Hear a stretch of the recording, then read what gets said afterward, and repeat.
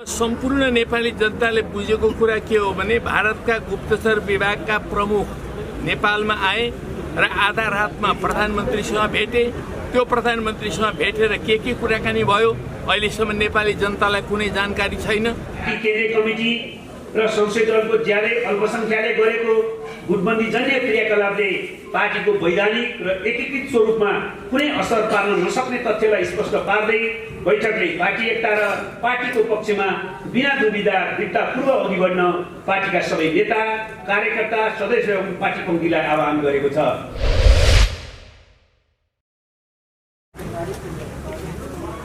हामीले Nepal communist party नेकपा आधिकारिक party हाम्रो पार्टी हो।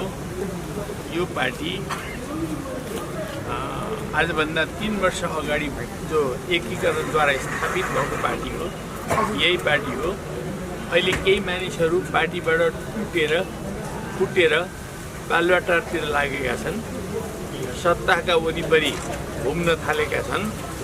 यो पार्टीसँग बहुमत पनि छैन र हाम्रो पार्टीसँग नै वास्तवमा 445 केन्द्रीय कमिटीका सदस्यहरूमध्ये हामीसँग 315 रहेको कुरा हामीले निर्वाचन आयोगलाई पनि प्रश्न पारेका छौँ। 295 को हामीले हस्ताक्षर नै लगेर बुझाएका छौँ। यो बिचमा भएका सम्पूर्ण निर्णयका कपीहरू पनि हामीले बुझाएका छौँ र वास्तवमा नेपाल कम्युनिस्ट पार्टी नेकपा हामीले नेतृत्व गरिरहेको कमरेड पुष्पकमल दाहाल र माधव कुमार नेपाल दुईजना अध्यक्ष भएको पार्टी नै वास्तवमा आधिकारिक पार्टी हो भनेर हामीले निर्वाचन आयोग समक्ष आफ्ना सम्पूर्ण दस्तावेजहरू आफ्ना निर्णयहरू हामीले प्रस्तुत गरेका छौँ।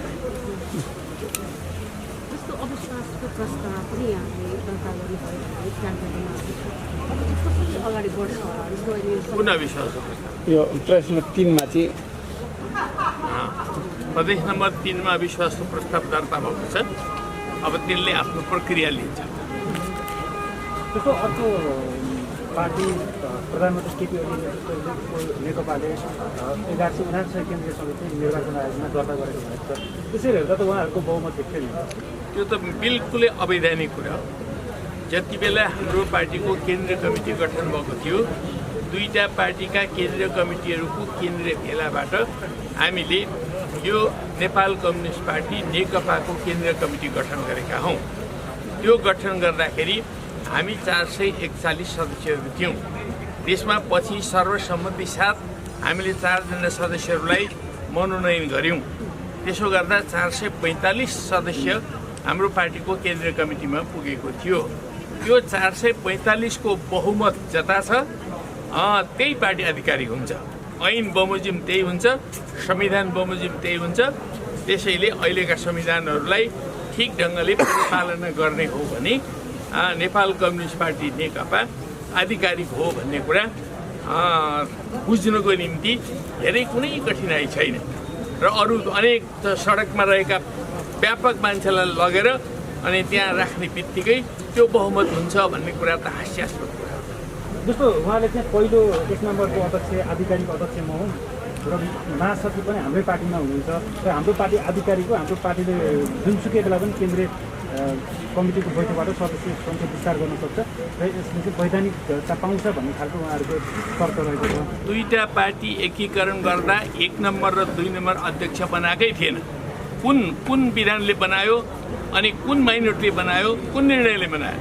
दुईटै अध्यक्ष बराबरी हो त्यति बेला पनि। त्यसकारण म चाहिँ नम्बर 1 हुँ, म चाहिँ ऊ चाहिँ 2 नम्बर हो भन्ने कुरा नै अर्को हास्यास्पद कुरा हो। त्यसकारणले त्यति बेला जुन ढङ्गले दुईटा अध्यक्ष बनाइएको थियो त्यही सहमति बमोजिम पार्टी केन्द्रीय कमिटीको तेस्रो बैठक बसेर अहिले भर्खरै हामीले चाहिँ हिजो मात्रै कार्की ब्याङ्कटमा तेस्रो बैठक सक्यौँ केन्द्रीय कमिटीको। त्यो बैठकले सर्वसम्मतिका साथ हामीले फेरि पनि दुईटा अध्यक्ष निर्वाचन गरेका छौँ। अहिलेका अध्यक्ष निर्वाचन भनेको त्यो केन्द्रीय भेलाले गरेको कुरा हो। दुईटा पार्टीका केन्द्रीय सदस्यहरू सबै सहित रहेको जुन केन्द्रीय भेला हो त्यो केन्द्रीय भेलाले अध्यक्षहरू निर्वाचन गरेको हो। त्यो केन्द्रीय भेलाले नै अध्यक्षहरू फेर्न पनि सक्छ, दुईटाको सट्टा 3टा बनाउन पनि सक्छ। तर हामीले जुन मौलिक रूपले नै दुईटा अध्यक्षको प्रावधान गरेका हौँ त्यो प्रावधान बमोजिम आउने महाधिवेशनसम्म हाम्रा दुईटा अध्यक्ष रहन्छन्। एउटा अध्यक्ष भएको पार्टी यसै अवैधानिक छ। जस्तो अहिले तपाईँहरूले प्रदेशमा पनि अब राजनीतिक दर्ता गर्नुभएको रहेछ। प्रधानमन्त्रीले अब प्रदेश चलाउने हो भने म थप एक्सन लिन्छु भनेर चाहिँ चेतावनी दिनुभएको छ। तपाईँले अब यसरी प्रदेशमा चाहिँ अविश्वास प्रस्ताव लाँदै गर्ने हो भने फेरि अर्को चाहिँ दुर्घटना हुने सम्भावना पनि देखिएन। प्रधानमन्त्री केपी ओली नितान्त निरङ्कुशताको बाटोमा हुनुहुन्छ, वा संवैधानिक बाटोमा हुनुहुन्न। अहिलेको वर्तमान संविधान जो हामीले संविधान सभाबाट बनाएका छौँ त्यो संविधानमा प्रधानमन्त्रीलाई संसद विघटन गर्ने कुनै अधिकारै छैन। त्यसरी नै प्रदेश सभाहरू पनि विघटन गर्ने कुनै अधिकार छैन। यो अनाधिकृत कुरा हो। हिटलरले के गरेन? हिटलरको बाटोमा हिँड्ने हो भने जे पनि गर्न सकिन्छ, तानाशाहीको बाटोमा हिँड्ने हो भने जे पनि गर्न सकिन्छ, फासिजमको बाटोमा हिँड्ने हो भने जे पनि गर्न सकिन्छ। तर जो कोही फासिजमको बाटोमा हिँडोस्, निरङ्कुशताको बाटोमा हिँडोस्, तानाशाहीको बाटोमा हिँडोस्, नेपाली जनताले ती सबै कुराहरूको हिसाब किताब पुरा गर्छ। अब यो प्रदेश मन्त्रीमण्डल उहाँले विघटन गर्दै जानुभयो भने तपाईँहरूले के गर्नुहुन्छ? हामी त्यसको दृढतापूर्वक प्रतिकार गर्छौँ। आम नेपाली जनता लोकतन्त्रको पक्षमा छन्। आम नेपाली जनता लोकतान्त्रिक सङ्घीय गणतन्त्र नेपालको पक्षमा छन्। हामीले बनाएको संविधानको पक्षमा छन्। यो संविधान बमोजिम बनेका ऐन कानुनहरूको पक्षमा छन्। हामी कानुनी शासन चाहन्छौँ। एउटा चाहिँ जङ्गली शासन गर्ने हो भने बेगल कुरा हो, निरङ्कुशताको शासन गर्ने कुरा हो भने बेगल कुरा हो। त्यस्ता तानाशाही व्यवस्थाहरूलाई नेपाली जनताले एकपछि अर्को पछार्दै आएका छन्। 100 वर्षको राणा शासनलाई नेपाली जनताले पछारेका हुन्। 30 वर्षको पञ्चायती शासनलाई नेपाली जनताले पछारेका हुन्। राजतन्त्र 250 वर्षको राजतन्त्रलाई नेपाली जनताले पछारेका हुन्। र अरू कसैले तानाशाहीको बाटोमा अग्रसर हुन चाहन्छ भने फेरि त्यसले पनि अर्को पछाड खानुको विकल्प छैन। तपाईहरुलाई प्रधानमन्त्री केपी शर्मा ओलीज्यूले चाहिँ पटक पटक मलाई भारतको इशारामा उहाँहरूले शीर्ष नेताले हटाउनु खोज्नुभयो प्रधानमन्त्रीबाट भन्नुभएको छ। अब फेरि पुस 20 गते उहाँको सायद समाचारमा आन्सर भारत भ्रमणमा हुनुहुन्छ अरे। यसलाई कसरी लिनुभएको छ तपाईँले? अब सम्पूर्ण नेपाली जनताले बुझेको कुरा के हो भने भारतका गुप्तचर विभागका प्रमुख नेपालमा आए र आधा रातमा प्रधानमन्त्रीसँग भेटे। त्यो प्रधानमन्त्रीसँग भेटेर के कुराकानी भयो अहिलेसम्म नेपाली जनतालाई कुनै जानकारी छैन। न केपी शर्मा ओलीले जानकारी गराएका छन्, न गुप्तचर विभागका प्रमुखले चाहिँ नि जानकारी गराएका छन्। त्यो खालको कुरामा आफै साँठगाँठको कुराहरूमा लाग्ने अनि अरूहरूलाई दोष दिने। हामी सम्पूर्ण देशभक्त नेपालीका प्रतिनिधिहरू हौँ। हामी यो देशप्रति प्रतिबद्ध छौँ। यो देशमाथि कसैले पनि औँला उठाउँछ भने सम्पूर्ण नेपाली जनता जेसुकै त्याग गर्न पनि तयार छ। अध्यक्ष कमरेड पुष्पकमल दाहाल प्रचण्ड, आदरणीय अध्यक्ष कमरेड माधव कुमार नेपाल, आदरणीय वरिष्ठ नेता कमरेड झलनाथ खनाल र हाम्रो पार्टीका स्थायी कमिटीका सहयोगी कमरेडहरूले आसन ग्रहण गरिसक्नु भएको छ। अब म पत्रकार सम्मेलन अध्यक्ष कमरेडको निर्देशन अनुसार प्रारम्भ गर्न गइराखेको छु।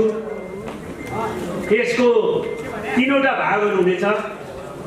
एउटा अध्यक्ष कमरेडहरूद्वारा पार्टीको तर्फबाट जारी वक्तव्य सबभन्दा पहिले यहाँ वाचन गरिनेछ।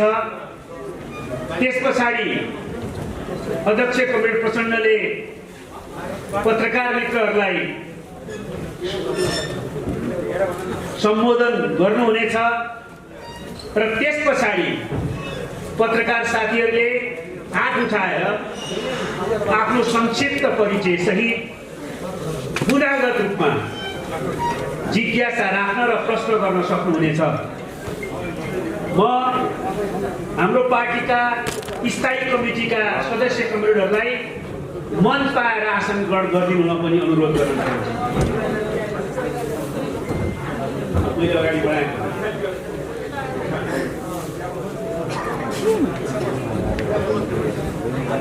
म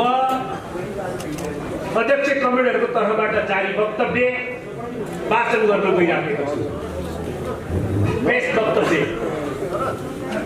प्रिय पत्रकार मित्रहरू, नेपाली जनताले ठुलो त्याग र बलिदानद्वारा प्राप्त गरेको ऐतिहासिक राजनीतिक परिवर्तन, सङ्घीय लोकतान्त्रिक गणतन्त्र र त्यसलाई संस्थागत गरिएको नेपालको संविधानमाथि प्रधानमन्त्री केपी शर्मा ओलीको नेतृत्वको सरकारबाटै आक्रमण गरिएकाले संविधान, लोकतन्त्र र संसदको रक्षा गर्न संविधान र लोकतन्त्रका पक्षधर सबै शक्तिहरू एकजुट भएर अगाडि बढ्नुपर्ने गम्भीर एवं संवेदनशील ऐतिहासिक मोडमा आज हामी आइपुगेका छौँ।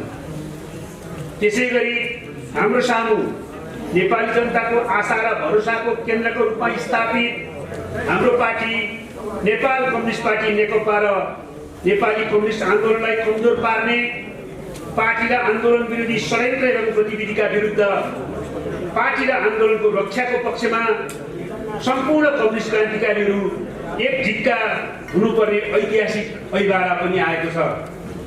यही जिम्मेवारी बोधका साथ संविधान तथा लोकतन्त्र र पार्टी एकता, एकीकृत पार्टी तथा क्रान्तिकारी कम्युनिस्ट आन्दोलनको रक्षा गर्न दृढतापूर्वक अघि बढ्ने सङ्कल्पका साथ महत्त्वपूर्ण निर्णयहरू लिँदै हाम्रो पार्टी नेपाल कम्युनिस्ट पार्टी नेकपाको केन्द्रीय कमिटीको तेस्रो बैठक 77 पौष 7 गतेदेखि 9 गतेसम्म काठमाडौँमा सफलतापूर्वक सम्पन्न भएको छ। अध्यक्ष कमरेड पुष्पकमल दाहाल प्रचण्डको अध्यक्षतामा उक्त बैठकका महत्त्वपूर्ण निर्णयहरू सार्वजनिक गर्न आयोजित यस पत्रकार सम्मेलनमा उपस्थित सम्पूर्ण पत्रकार मित्रहरूलाई हार्दिक स्वागत गर्दछौँ। यस बीचमा सञ्चार जगतले संविधान र लोकतन्त्रको रक्षाको निम्ति उठाएको आवाज र खेलेको महत्त्वपूर्ण भूमिकाको उच्च सम्मान गर्दै धन्यवाद दिन चाहन्छौँ। गतकालमा सञ्चारकर्मी तथा पत्रकार साथीहरूले हाम्रो पार्टीको नीति, कार्यक्रम, गतिविधि र निर्णयहरू जनताको बीचमा लैजान गर्नुभएको सहयोगको निम्ति आभार व्यक्त गर्दै हामी अहिले पनि त्यही आशा एवं अनुरोध गर्दछौँ। बैठकले प्रतिस्पर्धा विघटनको घोषणालाई असंवैधानिक, अलोकतान्त्रिक, निरङ्कुश, पक्षगामी र स्वेच्छाचारी ठहर गर्दै त्यसको तीव्र विरोध एवं भर्त्सना गरेको छ र त्यसलाई पूर्ण रूपमा अस्वीकार गर्दै निर्णय गरेको छ। संविधानले प्रधानमन्त्रीलाई स्वविवेकले संसद विघटन गर्ने अधिकार नदिएको र संविधानमा कतै त्यस्तो व्यवस्था नभएको स्पष्ट हुँदाहुँदै जबरजस्ती रूपमा गरिएको प्रतिनिधि सभाको कथित विघटनको घोषणा मान्य हुन नसक्ने भएकोले अविलम्ब संसदको अधिवेशन आह्वान र संसदको नियमित कार्यहरू सुचारू रूपले सञ्चालन गर्ने स्थिति बनाउन माग गरिएको छ। संसद विघटनको असंवैधानिक कदमबाट नेपाली जनताले प्राप्त गरेको ऐतिहासिक राजनीतिक परिवर्तन र सङ्घीय लोकतान्त्रिक गणतन्त्रमाथि समेत प्रहार भएको सन्दर्भमा यो असंवैधानिक कदमका विरुद्ध संविधान, सङ्घीय लोकतान्त्रिक गणतन्त्र तथा संसदको रक्षाको निम्ति सङ्घर्ष गर्ने निर्णय गरिएको छ। पार्टीले पहिलो चरणको सङ्गठन र सङ्घर्षको कार्यक्रम निम्नानुसार तय गरेको छ। पौष 10 गते बिहान 10 बजेदेखि 12 बजेसम्म पार्टीको केन्द्रीय कमिटीका सदस्य र सांसदहरूको विशेष कार्यक्रम, पौष 10 गते 2 बजे पत्रकार सम्मेलन, पौष 11 गते सबै प्रदेश कार्यालयको संयोजनात्मक बैठक र 1 हप्ताभित्र प्रदेश कमिटीहरूको बैठक, पौष 12 गते सबै जिल्लाहरूमा जिल्ला स्तरीय कार्यकर्ता भेला, पौष 14 गते राजधानी लगायत सबै जिल्लाहरूमा विरोध प्रदर्शन, पौष 20 गतेसम्म सबै नगर र गाउँपालिका स्तरमा बैठक र भेला, पौष 25 गतेसम्म सबै वडा स्तरसम्म बैठक र भेला, पौष 14 गतेसम्म जनवर्गीय सङ्गठनहरूको बैठक र भेला। पहिलो चरणको कार्यक्रमपछि दोस्रो चरणमा थप सशक्त र उच्च स्तरको सङ्घर्षको कार्यक्रम घोषणा गरिनेछ। सङ्घर्ष सञ्चालन गर्न पार्टीको सचिवालय सदस्य एवं प्रवक्ता नारायण काजी श्रेष्ठको संयोजकत्वमा 2501 सदस्यीय केन्द्रीय सङ्घर्ष समिति गठन गरिएको छ। यसको सचिवालय समेत गठन गरिएको छ। सरकारको सिफारिस र राष्ट्रपतिको घोषणाद्वारा गरिएको प्रतिस्पर्धा विघटनको असंवैधानिक एवं अलोकतान्त्रिक कदमको विरुद्धमा निर्णय लिने, आवाज उठाउने र विचार व्यक्त गर्ने राजनीतिक पार्टीहरू सङ्घ संस्थाहरू, नागरिक समाज, बुद्धिजीवी, पत्रकार, लेखक र व्यवसायहरू लगायत सबैमा बैठकले धन्यवाद दिएको छ। त्यसको साथै बैठकले यो असंवैधानिक एवं अलोकतान्त्रिक कदम र प्रतिगामी षड्यन्त्रका विरुद्ध संयुक्त सङ्घर्ष अगाडि बढाउन एकजुट हुन पनि सबैमा अपिल गरेको छ। प्रतिनिधिसभाको कथित विघटनका विरुद्ध कानुनी उपचारका निम्ति सर्वोच्च अदालतमा जाने निर्णय गरिएको छ। त्यस अनुरूप पार्टीका तर्फबाट संसदमा प्रतिनिधित्व गर्ने सांसदहरूले सर्वोच्च अदालतमा विधिसम्मत ढङ्गले निवेदन दिनुभएको छ। हाम्रो पार्टी र संविधान एवं लोकतन्त्रका पक्षधर हामी सबै सर्वोच्च अदालतबाट संविधानको प्रावधान, मर्म र भावना अनुरूप निर्णय हुनेमा स्वाभाविक रूपले विश्वस्त छौँ। 2 क पार्टीको तर्फबाट प्रधानमन्त्रीको समेत जिम्मेवारीमा रहनुभएका तत्कालीन अध्यक्ष कमरेड केपी शर्मा ओलीले संविधान, लोकतन्त्र र ऐतिहासिक राजनीतिक परिवर्तनका विरुद्ध पार्टीको विचार, सिद्धान्त, नीति, कार्यक्रम, मान्यता र पार्टीको विधि, पद्धति, निर्णय र पार्टी विरुद्धको कार्य गर्नुभएकोले उहाँलाई पार्टी विधानअनुसार अनुशासनको कारबाही गरी अध्यक्ष पदको जिम्मेवारीबाट मुक्त गरिएको छ। बैठकले केपी शर्मा ओली र गल्ती कमजोरी गर्ने सबै कमरेडहरूलाई आत्मालोचना एवं रूपान्तरण सहित प्रस्तुत भई पार्टीको पक्षमा आउन पनि अनुरोध गरेको छ। भ्रममा परेका सबै कमरेडहरूलाई संविधान विरोधी प्रतिगामी कदमलाई बल पुग्ने कुनै कार्य नगर्न, पार्टीलाई कमजोर पार्ने गुटबन्दी जन्य गतिविधिमा नलाग्न र पार्टी एकता, एकीकृत पार्टी तथा सुदृढ कम्युनिस्ट आन्दोलनको पक्षमा एकजुट हुन पनि आह्वान गरेको छ।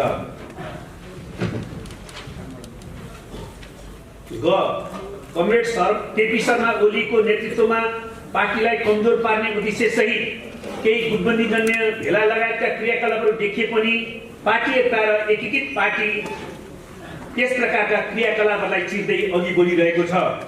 पार्टी केन्द्रीय कमिटी र संसदीय दलको ज्यादै अल्पसङ्ख्याले गरेको गुटबन्दी जन्य क्रियाकलापले पार्टीको वैधानिक र एकीकृत स्वरूपमा कुनै असर पार्न नसक्ने तथ्यलाई स्पष्ट पार्दै बैठकले पार्टी एकता र पार्टीको पक्षमा बिना दुविधा दृढतापूर्वक अघि बढ्न पार्टीका सबै नेता, कार्यकर्ता, सदस्य एवं पार्टी पङ्क्तिलाई आह्वान गरेको छ। 3 केन्द्रीय कमिटीको बैठकले तत्कालीन अध्यक्ष कमरेड केपी शर्मा ओलीलाई अनुशासनको कारबाही गरी अध्यक्ष पदको जिम्मेवारीबाट मुक्त गरिएपछिको रिक्त अध्यक्ष पदमा वरिष्ठ नेता कमरेड झलनाथ खनालको प्रस्तावमा सर्वसम्मतिबाट कमरेड माधव कुमार नेपाललाई निर्वाचित गरेको छ। 4 कमरेड कृष्णबहादुर महरालाई स्थायी कमिटीको सदस्य चयन गरिएको छ। 5 केन्द्रीय कमिटी तथा निकायका पदाधिकारी तथा सदस्यहरू, प्रदेश कमिटी एवं निकायका पदाधिकारी एवं सदस्यहरू र जिल्ला कमिटीका पदाधिकारी एवं सदस्यहरूको रिक्त पदपूर्ति एवं कार्य विभाजनका सम्बन्धमा आवश्यकता अनुसार निर्णय लिने अधिकार स्थायी कमिटीलाई प्रदान गरिएको छ। 6 बैठकले देश र जनताको हितसँग सम्बन्धित विभिन्न समसामयिक प्रस्तावहरू पनि पारित गरेको छ। त्यसको सन्दर्भमा हामी प्रस्तावहरू नै वितरण गर्ने र पत्रकार साथीहरूलाई पठाउने व्यवस्था गर्नेछौँ, जसमध्ये अहिले नै उखु किसानहरूले उखुको भुक्तानी नपाएको सन्दर्भमा जो सङ्घर्ष गरिरहनु भएको छ त्यसलाई ऐक्यता प्रकट गर्दै र समर्थन गर्दै तत्काल उखु किसानहरूलाई भुक्तानी दिलाउने निर्णय लिन आवश्यक कदम चाल्न आह्वान पनि गरिएको छ। यो लगायत थुप्रै राष्ट्रियता र लोकतन्त्र सम्बन्धित, जनताको हितसँग सम्बन्धित प्रस्तावहरू पारित गरिएको छ। 7 बैठकको प्रारम्भमा नेपाल र नेपाली जनताको मुक्तिको लागि जनयुद्ध, जनआन्दोलन र विभिन्न सङ्घर्षमा जीवन बलिदान गर्नुहुने महान शहीदहरूप्रति 1 मिनट मौन धारण गर्दै भावपूर्ण श्रद्धाञ्जली अर्पण गरिएको थियो। 8 त्यसपछि बैठकलाई अध्यक्ष कमरेड पुष्पकमल दाहाल प्रचण्ड, वरिष्ठ नेता कमरेड झलनाथ खनाल र तत्कालीन वरिष्ठ नेता कमरेड माधव कुमार नेपालले पार्टी र देशको पछिल्लो राजनीतिक घटनाक्रमको विश्लेषणसहित बैठकलाई दिशानिर्देश गर्नुभएको थियो। बैठकको अन्तमा अध्यक्ष कमरेड पुष्पकमल दाहाल प्रचण्ड र अध्यक्ष कमरेड माधव कुमार नेपालले सम्बोधन गर्नुभएको थियो। अध्यक्ष कमरेडहरूले संविधान, सङ्घीय लोकतान्त्रिक गणतन्त्र र ऐतिहासिक राजनीतिक परिवर्तनको रक्षाको लागि जस्तोसुकै सङ्घर्ष गर्न पनि तयार रहन र पार्टी एकता तथा एकीकृत कम्युनिस्ट आन्दोलनको पक्षमा एकजुट हुन आह्वान गर्नुभयो। बैठकको अन्त्यमा निम्न नाराहरूको उद्घोष गर्दै केन्द्रीय कमिटीका सदस्यहरूले बैठकले लिएका निर्णयहरू कार्यान्वयन गर्ने र राष्ट्र, जनता, पार्टी, कम्युनिस्ट आन्दोलन एवं क्रान्तिको पक्षमा निरन्तर लागिरहने सङ्कल्पका साथ बैठकबाट बिदा भई आफ्नो कार्यक्रममा जानुभयो। नाराहरू यस प्रकार थिए: महान शहीदहरू लाल सलाम, प्रतिष्ठा विघटनको असंवैधानिक कदमको विरुद्ध सङ्घर्ष गरौँ, प्रतिगामी षड्यन्त्र मुर्दाबाद, सङ्घीय लोकतान्त्रिक गणतन्त्र जिन्दाबाद, पार्टी एकता जिन्दाबाद, मार्क्सवाद जिन्दाबाद, समाजवाद जिन्दाबाद, समाजवाद उन्मुख जनताको जिन्दाबाद जिन्दाबाद, इन्क्लाब जिन्दाबाद, नेपाल कम्युनिस्ट पार्टी नेकपा जिन्दाबाद।